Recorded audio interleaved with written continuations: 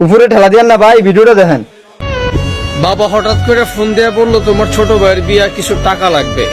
আমি হঠাৎ করে চমকে গেলাম, কি ব্যাপার, আমার ভাইয়ের বিয়া আমার আগে। পরে আবার চিন্তা করলাম আমি হয়তো বিদেশ থাকি, যার জন্য আমার ভাইকে বিয়া করাইতেছে। আমার ভাই বলল যে কিছু টাকা দরকার। আমি আমার বাইরে বললাম তুই টাকার জন্য কোনো চিন্তা করিস না, যত টাকা লাগে আমি দিব। বিয়ার জন্য আমি 2 লক্ষ টাকা পাঠাইলাম।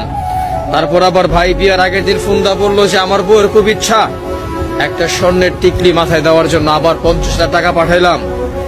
কিছুদিন পর যখন আমি বললাম যে আমি আর বিদেশ থাকবো না, আমি একবারে চলে যাব, তখন আমাকে বলতেছে বিদেশ থেকে দেশে এসে কি করবি, কিছু নাই।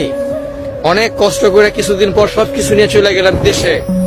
দেশে যাবার পর সবাই দেখি মনের মধ্যে কষ্ট, আমি আসাতে কারো খুশি নাই। যে বাবা দেশে আসার পর বুকে জড়ায় ধরার কথা, সেই বাবা আমাকে দেখা যেমন মনে হইতেছে রাগ। আমি কিছুই বললাম না। আমার ভাই বলল আমার আইফোন কই, আমার বোনে বলল তোমাকে একটা ঘড়ি আনতে বলছিলাম, তুমি ঘড়িটা আনো নাই। আমি বললাম যে আমি একবারে চলে আসছি তোর জামার জন্য, যা ঘড়িটা আমি আনছি অনেক দামি একটা ঘড়ি। আমার বোন রাগ করলো। আমার ভাই আমাকে বলতেছে যে তোমার এই ফোন আমার দরকার নাই, সামান্য একটা আইফোন চাইলাম, তুমি আমার বউর জন্য একটা আইফোন আনতে পারলা না। অথচ আমার ভাই চিন্তা করলো না, আমার ভাইয়ের যে আইফোনটা সেটা আমি দিছি। কিছুদিন আগে 2 লক্ষ টাকা দিছি বিয়ের জন্য। তখন বাবা বলতেছে এখন কি করবি। আমি বললাম যে আমি এখন একটা ব্যবসা করব, বা তোমাদের যে ব্যবসা আছে সেটাতে অনেক বড় করব। ছোট ভাই হুট করে উঠে বলল যে এটা তোমার ব্যবসা মানে এটা আমার ব্যবসা।